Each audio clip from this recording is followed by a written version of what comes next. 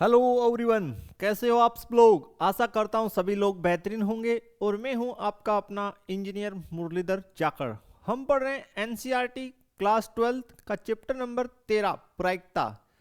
इससे लास्ट वाले लेक्चर में हम लोगों ने एक्सरसाइज 13.1 के क्वेश्चन नंबर 12 तक सोल्व कर लिए थे। नेक्स्ट क्वेश्चन नंबर 13 सोल्व करते हैं। देखिए स्टूडेंट, किस प्रकार से हमें क्वेश्चन दिया गया है। तो सारे के सारे क्वेश्चन बहुत ही बेहतरीन क्वेश्चन हैं। हमें बोला गया है एक प्रशिक्षक के पास 300 सत्य असत्य प्रकार के आसान प्रश्न, यानी जो क्वेश्चन है वो सत्य असत्य प्रकार का है, यानी ट्रू और फॉल्स वाला, और वो आसान प्रकार का है, यानी उनकी संख्या 300 है। 200 सत्य असत्य प्रकार के कठिन प्रश्न है, ठीक है। फिर 500 बहुविकल्पीय प्रश्न है जो आसान है, और 400 बहुविकल्पीय यानी MCQ type multiple choice type question है। 400 बहुविकल्पीय है लेकिन वो कठिन है। तो कोई ना, सबसे पहले हम इनको टेबल के रूप में यानी सारणी के रूप में लिख लेते हैं और जमा लेते हैं स्टूडेंट। तो देखिए यहां से स्टार्ट करते हैं हम हल।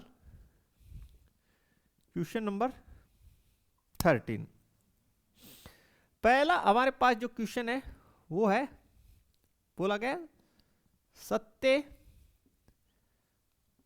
असत्य प्रकार का, ठीक है। और सत्य असत्य में भी दो प्रकार के हैं, एक आसान प्रश्न है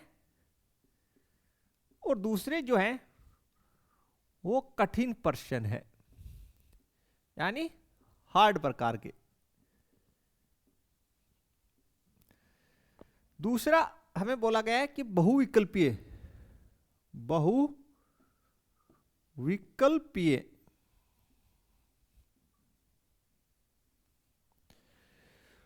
बहुविकल्पीय इसमें भी दो प्रकार के हैं, आसान और कठिन। तो सबसे पहले 300 सत्य असत्य प्रकार के जो है वो आसान प्रश्न है। इसके पश्चात 200 सत्य असत्य प्रकार के हार्ड प्रश्न है, और 500 बहुविकल्पीय प्रकार के आसान प्रश्न एवं 400 बहुविकल्पीय प्रकार के कठिन प्रश्न है। अब सबसे पहले हम लोग जो कुल प्रश्न हमारे पास कितने हैं वो लिख लेते हैं, यानी कुल प्रति 10 समष्टि इनकी संख्या हमारे पास कितनी होगी, ठीक है। यानी NS, तो सभी को जोड़ दीजिए, 300 प्लस 200 प्लस 500 प्लस 400। तो यहां से हमारे पास NS जो है कुल प्रति 10 समष्टि 500, 1000 और 1400, यानी कुल प्रश्नों की संख्या हमारे पास आ गई 1400। अब बढ़ते हैं आगे हम लोग। यदि प्रश्नों के संग्रह में से यादृच्छा एक प्रश्न चुना जाता है, ठीक है, यादृच्छा एक प्रश्न चुना गया है, तो आसान प्रश्न के बहुविकल्पीय होने की प्रायिकता क्या है, ठीक है। तो हमें यह पता है कि प्रश्न क्या है, बहुविकल्पीय है। तो जब प्रश्न बहुविकल्पीय हो उस स्थिति में कैसा हो, आसान हो, यह हमें ज्ञात करना है। यह लाइन आपको समझ में आ जानी चाहिए बहुत ही अच्छे से। फिर से पढ़िए इसको। तो आसान प्रश्न के बहुविकल्पीय होने की प्रायिकता क्या है। तो यहां पे दो घटनाएं आप मान लीजिए। ई जो है वो है आसान प्रश्न, आसान प्रश्न, और एफ है बहुविकल्पीय, ठीक है। और यहां पे हमें क्या ज्ञात है कि प्रश्न कैसा है, बहुविकल्पीय है। उस स्थिति में यह घटना हमें ज्ञात है, हम यहां लिख देते हैं, और यह हमें ज्ञात करनी है। क्योंकि हमारे पास कैसे प्रश्न हैं, दो ही प्रकार के, एक सत्य असत्य और एक बहुविकल्पीय, और उनमें कितने प्रकार के, इजी और हार्ड, यानी आसान और कठिन। तो हमें बोला गया जब प्रश्न बहुविकल्पीय हो तो उस स्थिति में उसके आसान होने की प्रायिकता हमें याद करनी है। तो लिखते हैं पी ई बट्टे एफ, तो इसको हम लिख सकते हैं पी ई इंटरसेक्शन एफ बट्टे पी एफ, और इसको हम जमा के लिख देंगे एन ई इंटरसेक्शन एफ बट्टे एन एस बट्टे एन एफ बट्टे एन एस। ठीक है, यहां से देखते हैं सबसे पहले आसान प्रश्न हमारे पास कितने हैं, यानी नंबर ऑफ ई। आसान प्रश्न हमारे पास 300 प्लस 500, 300 प्लस 500, ये हो गया 800। वैसे हमें एन ई का मान चाहिए भी नहीं, हमें सिर्फ चाहिए एन एफ का, फिर भी हमने लिख दिया एन एफ। एन एफ का मत एफ क्या है, एफ है बहुविकल्पीय प्रश्न। तो बहुविकल्पीय हमारे पास कितने हैं, बहुविकल्पीय प्रकार के प्रश्न हमारे पास हैं 500 प्लस 400, 500 प्लस 400, यानी बहुविकल्पीय प्रकार के प्रश्न हमारे पास कुल है 900।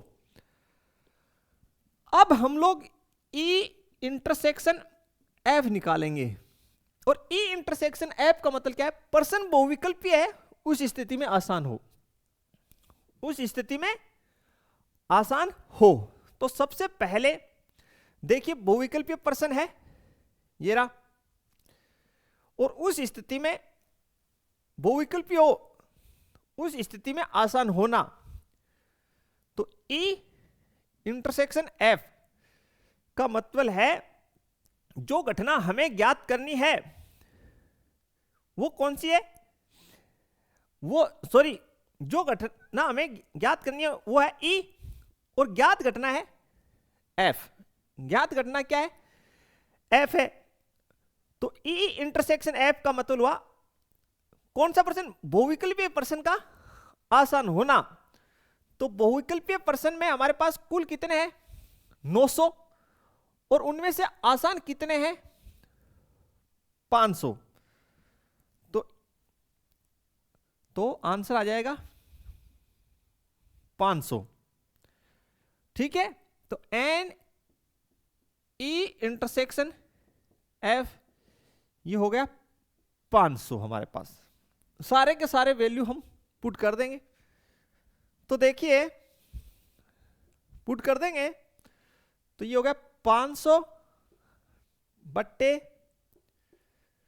1400 एफ का 900 बट्टे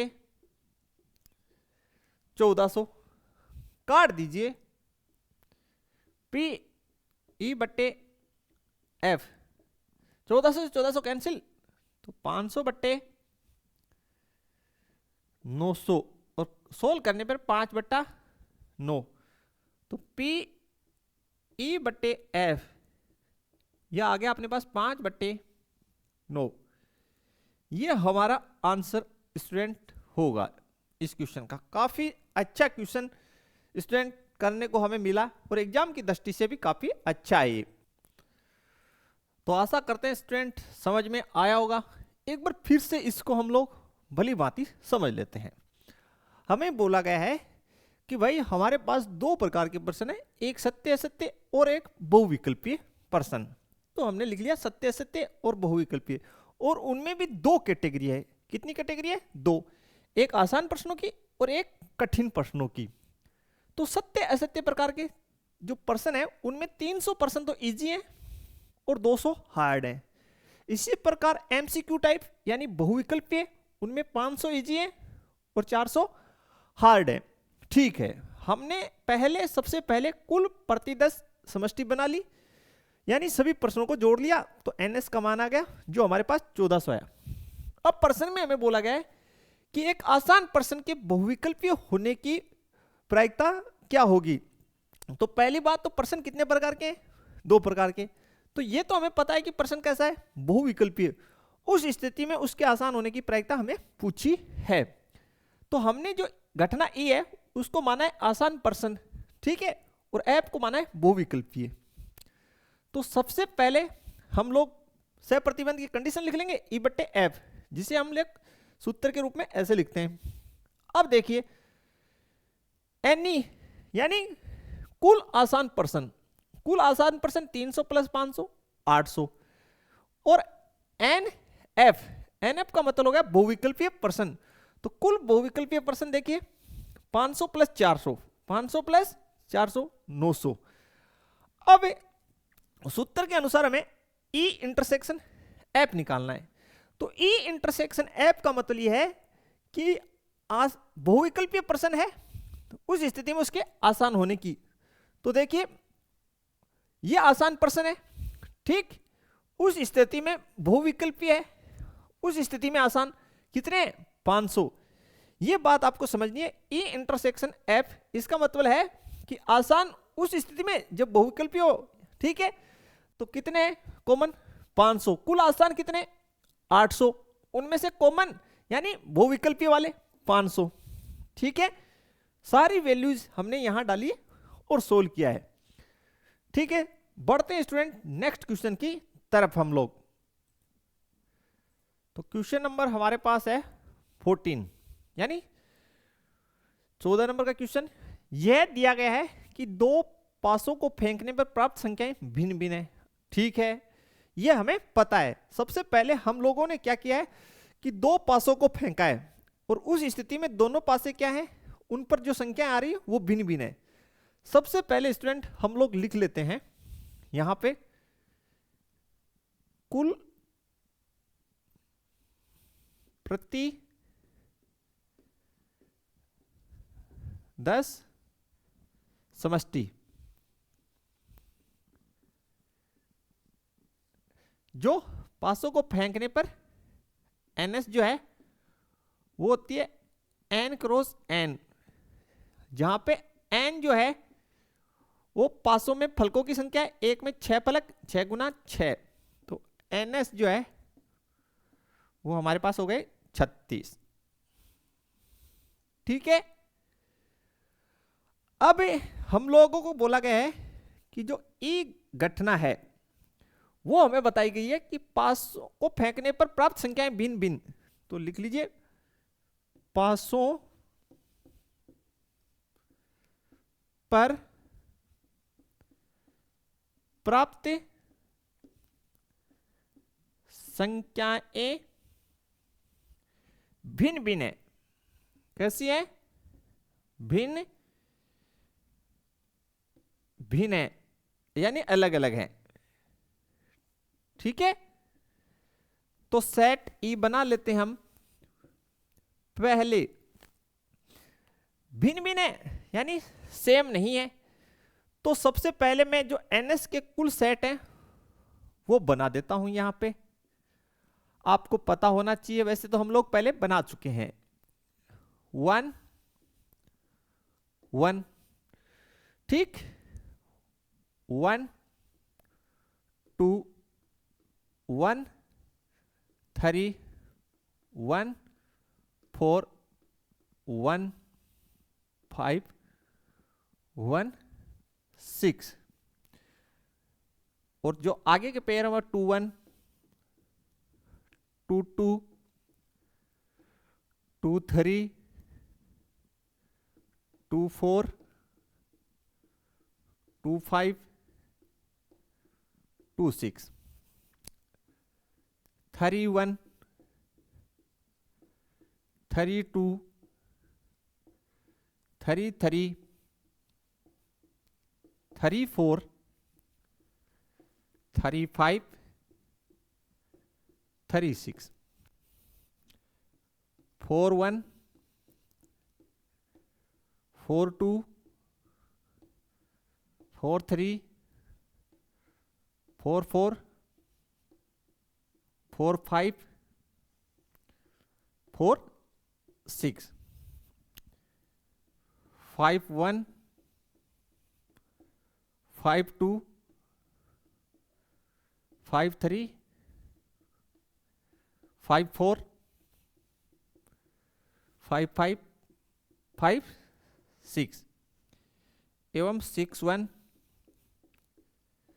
6 2, 6 3, 6 4, 6 5, 6 6। ये हमारे पास NS के जो है कुल 36 पेयर हैं।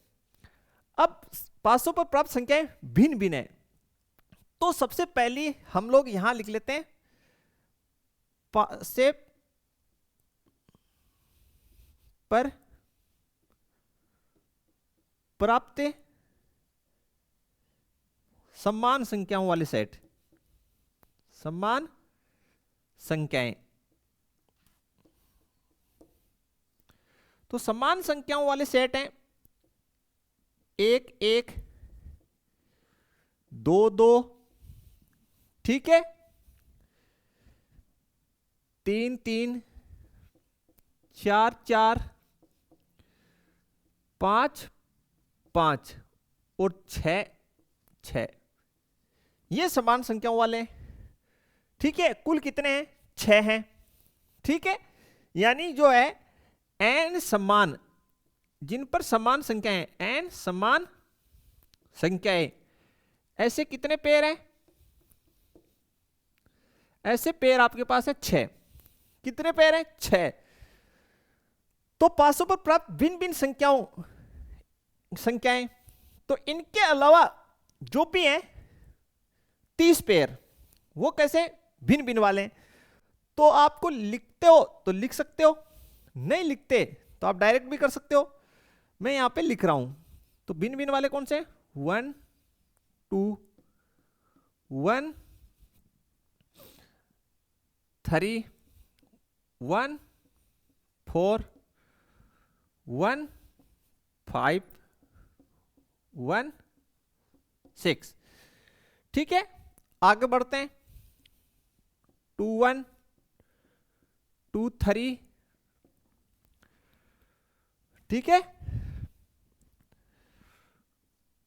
2 4 2 5 2 6, 3 1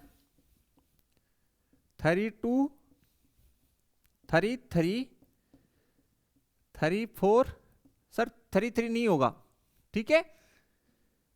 3 3 नहीं होगा, 3 3 तो समान में चला गया। तो 3 4 और यहां पे लिख दीजिए 3 1 3 2 3 4 3 5 और 3 6, ठीक है।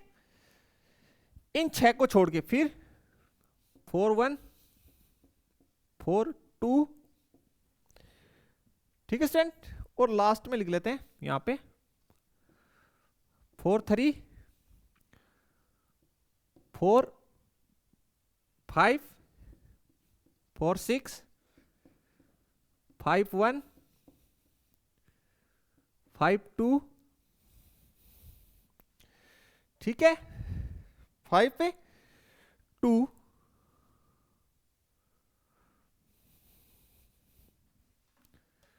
5 2 5 3 5 4 5 6 6 1 6 2। मैं पूरा कर रहा हूं सवाल को। 6 3 6 4 6 5, यानी आपको समझ में आ जाए इसलिए मैं इतना लिख रहा हूं। तो ये मेरे पास 1 2 3 4 5 6 7 8 9 10 11 12 13 14 15 16 17 18 19 20 21 22 23 24 25 26 27 28 29 30, यानी जो मेरे पास जो है एनी, इसका मान आ गया 30। यानी मैंने क्या किया स्टूडेंट कि जो 500 पर प्राप्त थे समान संख्याओं वाले जो ये 6 पेयर थे, इनको निकाल लिया। तो शेष ये बचे जिन पे पासे पर प्राप्त संख्याएं कैसी है, भिन्न भिन्न है। ठीक, अब बोला है दोनों संख्याओं का योग 4 होने की प्रायिकता, कितना होने की, 4 होने की प्रायिकता। अब हम लोग आगे करते हैं इसको, देखिए किस प्रकार से बना सकते हैं। तो आगे हमें बोला गया पासे पर प्राप्त संख्याओं का योग 4, तो लिख लेते हैं जो इवेंट एफ है वह पासे पर प्राप्त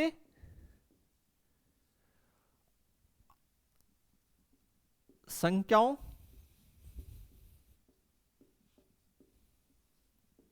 का योग 4 बोल रहा है, 4। ठीक है, हाँ, तो देखते हैं कौन कौन से हो सकते हैं। वो जो होंगी वो हमारे पास होंगी जो हमने एनएस केस बताए उनमें से 4, 1 और 3, 2, 2, 3, 1 और किसी भी का भी योग जो है वो 4 नहीं हो सकता।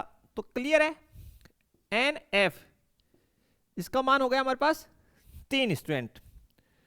ठीक, एफ घटना हमें ज्ञात करनी है, तो लिखते हैं सह प्रतिबंध के रूप में जो ज्ञात करनी है उसको ऊपर और जो गठित हो चुकी है यानी ई उसको नीचे।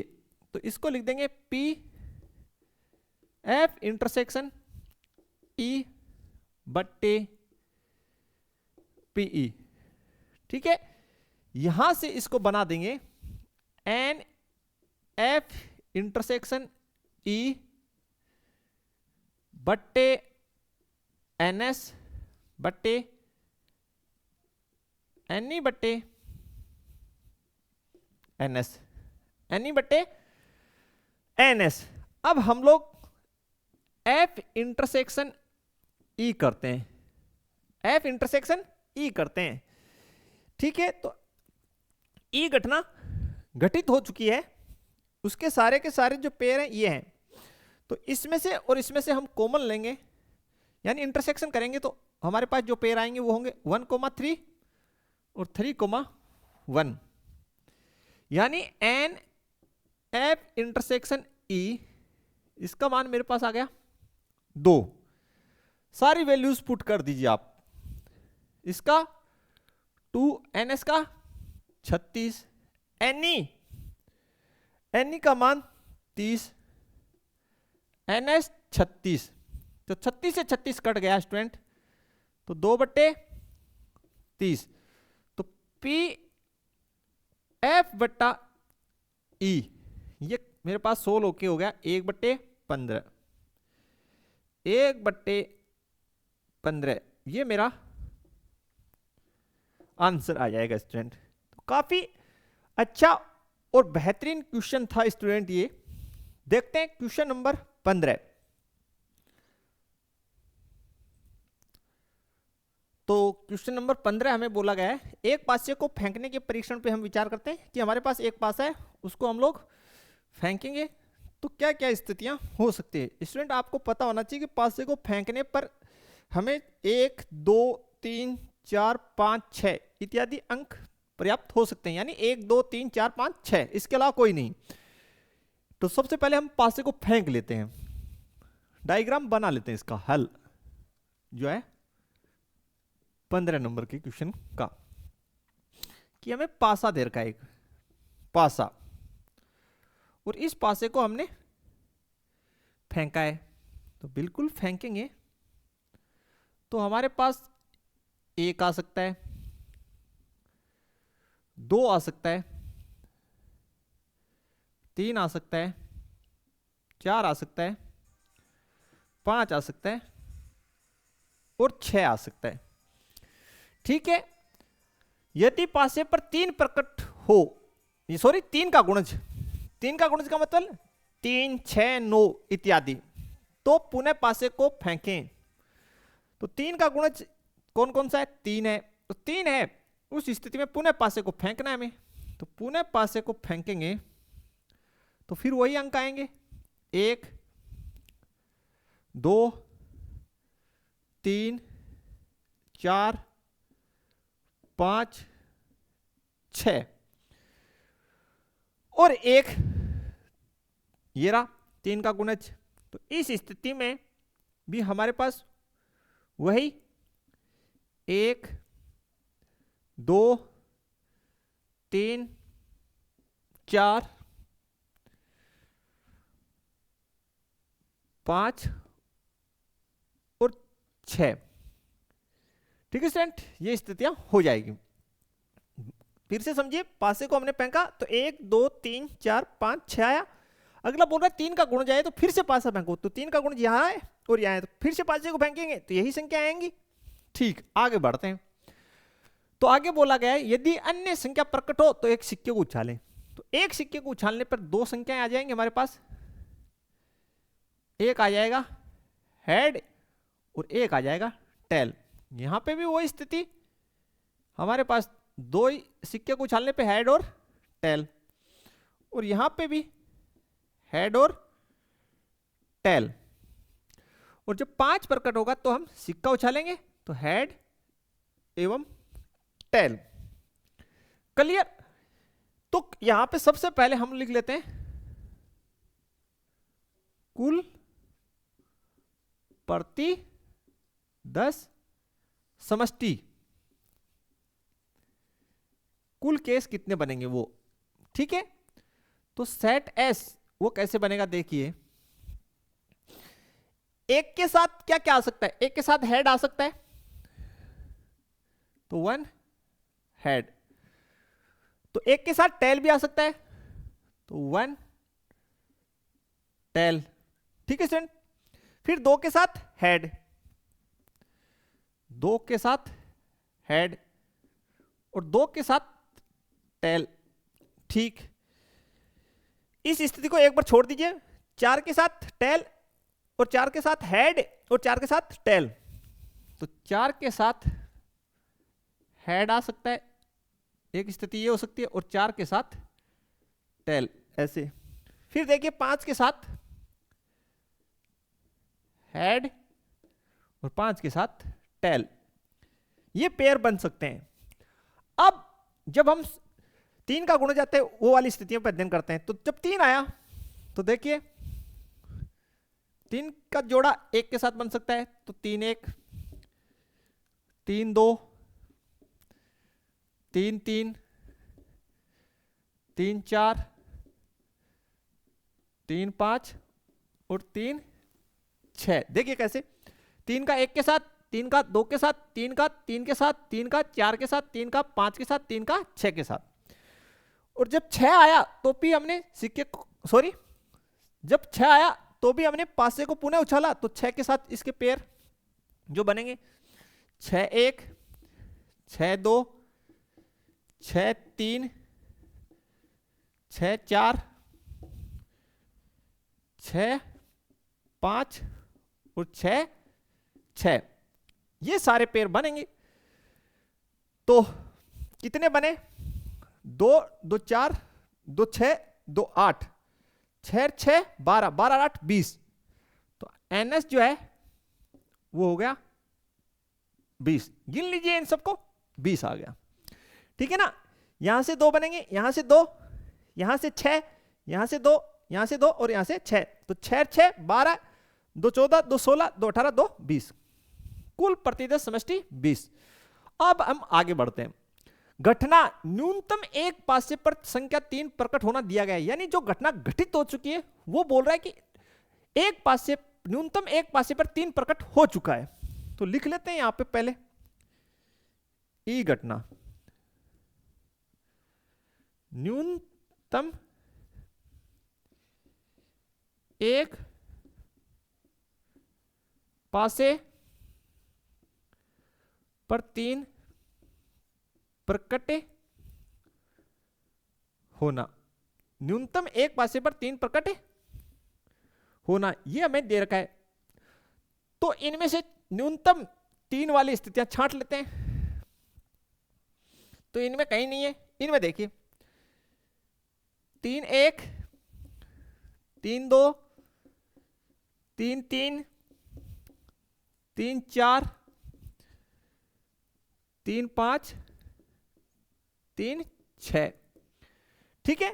और 6 वाली में ये 6 3 वाली एक ये शामिल हो जाएगी, 6 3, तो यहां पे NE इसका मान आ गया 7, यानी जो कुल जोड़े हैं वो 7 है, ठीक है। अब आगे हमें बोला गया है घटना सिक्के पर पट प्रकट होना, घटना सिक्के पर पट प्रकट होना, इसका सह प्रतिबंध हमें ज्ञात करना है। तो जो इवेंट है F वो हमें दे रखा है सिक्के पर पट प्रकट होना, सिक्के पर पट प्रकट होना, तो इसके जो पेयर हैं, ठीक है, वो लिखते हैं पट यानी टेल। तो देखिए 1T 2T इसमें पट प्रकट हो रहा है, 4T और 5T, इन सभी स्थितियों में पट प्रकट हो रहा है स्टूडेंट। और जो ये NF है, ये टोटल सेट 1 2 3 4 सेट, टोटल मतलब पेयर, टोटल पेयर कितने 4, यहां तक कोई डाउट नहीं होना चाहिए। अब आप लोग इसका सूत्र लिख लीजिए। P सबसे पहले कौन सी घटना जो है घटित हो चुकी है उसको लिखेंगे हर में, तो E घटना घटित हो चुकी है तो उसको लिख दो हर में, और F हमें ज्ञात करनी है। इतना आपको क्लियर होना चाहिए। अब इसका फॉर्मूला बना लीजिए आप, तो P F इंटरसेक्शन E बट्टा PE, ठीक है। इसको आप लोग जमा के लिख दीजिए थोड़ा सा, N F इंटरसेक्शन E बट्टे NS, ठीक है, और NE बट्टे NS, NE बट्टे NS, यानी आप F और E में इंटरसेक्ट कर लीजिए। तो हम लोग कर लेते हैं यहां पे F इंटरसेक्शन E, तो ये रहा हमारा सेट S, यानी सॉरी सेट F, और ये रहा हमारा सेट E। तो इनमें से इंटरसेक्शन करेंगे तो मेरे को तो कुछ कॉमन दिखाई नहीं दे रहा, तो क्या आ गया 5, तो उस स्थिति में N F इंटरसेक्शन E कितना हो गया 0 हो गया, ठीक है। तो वैल्यूज हम लोग पुट कर देंगे यहां पे, थोड़ा सा देख लेते हैं, बिल्कुल यहां कर देते हैं हम। तो P F बट्टा E, देखिए स्टूडेंट इसका मान 0, NS 20, NE 7 और NS 20, ऊपर वाला पक्ष 0 और ये 0 हो जाएगा, और इसमें इस नंबर का भाग लगाएंगे तो रिजल्ट क्या आना है भाई, रिजल्ट आना है 0। क्या रिजल्ट आना है 0, तो जो है P F बट्टा E इसका प्रायिकता मेरे पास आएगा 0, ये मेरा आंसर होगा स्टूडेंट। काफी अच्छा क्वेश्चन, कहीं पे भी कोई डाउट बिल्कुल नहीं होना चाहिए। ऐसा एक एग्जांपल भी हम लोगों ने बनाया था स्टूडेंट, तो कंसेप्ट क्लियर हो जाएंगे। आप अच्छे से प्रैक्टिस करते रहिए 1 बाय 1 क्वेश्चनों की। स्टूडेंट्स बढ़ते हैं नेक्स्ट क्वेश्चन की तरफ।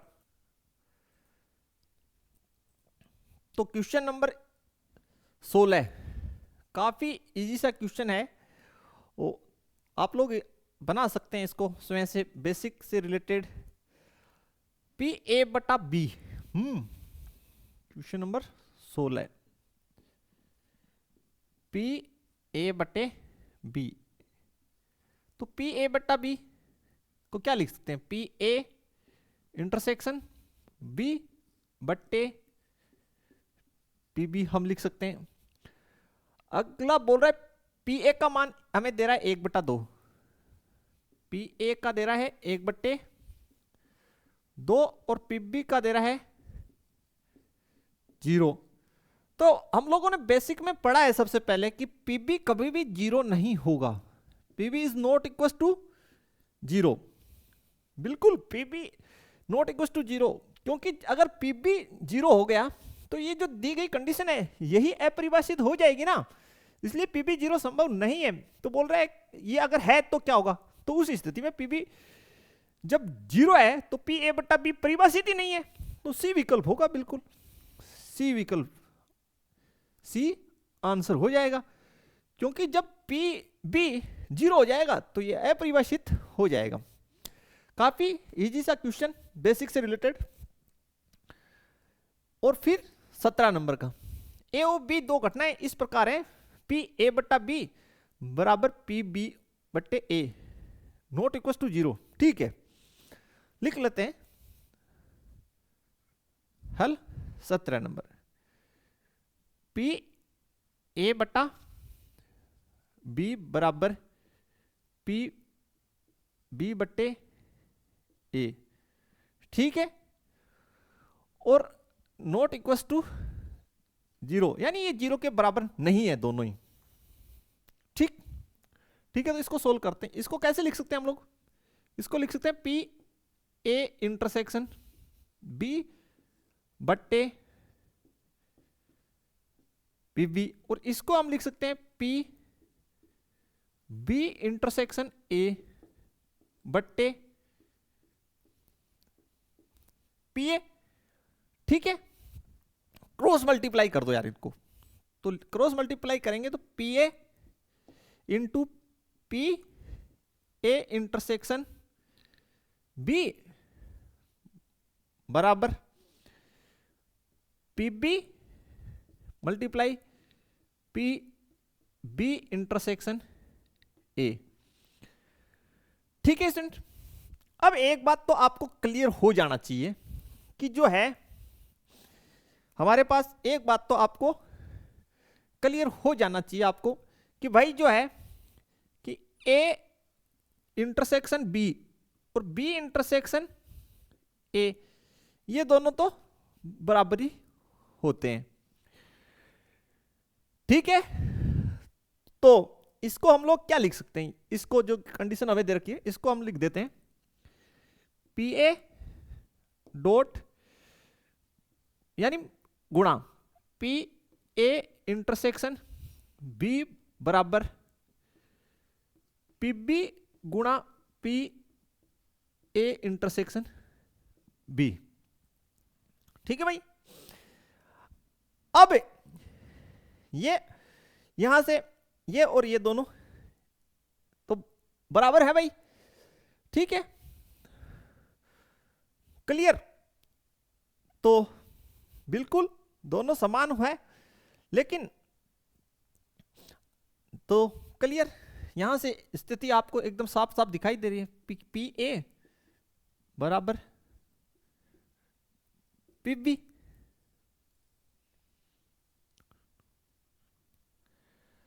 पी ए बराबर पी बी, ये स्थिति बनेगी इसमें, तो डी विकल्प बनेगा इसमें आपका स्टूडेंट, बिल्कुल डी आंसर होगा। इस प्रकार से आपको ये क्वेश्चन स्टूडेंट बिल्कुल इजीली आपको बनाना था। तो इसको थोड़ा सा और देखते हैं। देखिए स्टूडेंट, यहाँ नॉट इक्वल टू 0 दे रखा है, इसको ऐसे करिए, इस पूरे पक्ष को इस साइड ले आइए। एक बच्चे ने अभी पूछा सर ये क्यों दे रखा है, तो ऐसे करिए, इसको पूरे को इस साइड लेके आइए। तो P A intersection B minus P B into P A intersection B बराबर 0।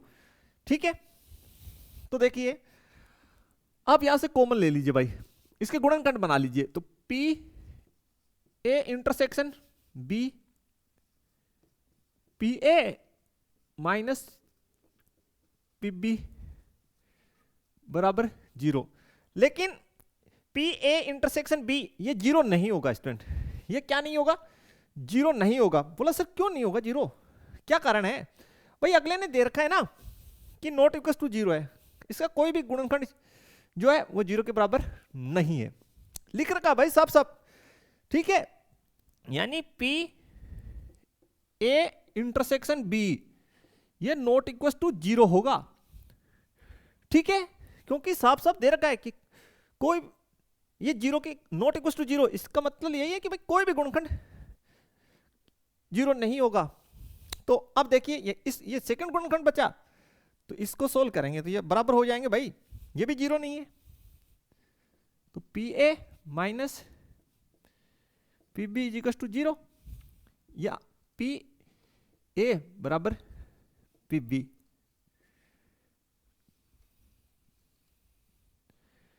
यही तो आपका आंसर होना है इसमें, यानी पी ए इंटरसेक्शन बी ये नॉट इक्वल टू 0 होगा, बिल्कुल क्लियर। क्यों, एक बात और इसमें आप समझिए कि भाई अगर ए और बी में कुछ भी कॉमन नहीं है, कुछ भी कॉमन नहीं है, यानी ए इंटरसेक्शन बी इसमें कुछ भी कॉमन नहीं है, इसका मतलब क्या है, फाई है, इसका मतलब क्या है, फाई है। तो उस स्थिति में इनकी जो प्रायिकता है भाई वो क्या हो जाएगी, 0 हो सकती है ना। तो ये कर रहा है कि पी ए बटा बी और पी बी बटे इसका मान 0 नहीं आना है, और वो कब नहीं आएगा, जब ए इंटरसेक्शन बी फाई नहीं होगा, यानी इनमें कुछ ना कुछ कॉमन होगा। यही लिखा है हमने कि भाई यहां पे जब हमने गुणनखंड बनाए तो पी ए इंटरसेक्शन बी ये 0 के बराबर नहीं हो सकता। ये तो फाइनल है इस गुणनखंड में एक बात कि ये जो गुणनखंड है पी ए इंटरसेक्शन बी ये 0 के बराबर नहीं होगा, और अगर इसको 0 के बराबर रखते हैं हम तो पी ए बराबर बी आ ही रहा है, ठीक है। तो अपना ऑप्शन ये मिल रहा है बिल्कुल, और A P A intersection B not equal to 0 ये तो हमें दे ही नहीं रखा। तो काफी इजी क्वेश्चन स्टूडेंट, आशा करते हैं आप लोगों को समझ में आया होगा। मिलते हैं नेक्स्ट चैप्टर में नेक्स्ट वीडियो के साथ, तब तक के लिए थैंक्स, धन्यवाद, जय हिंद, जय भारत।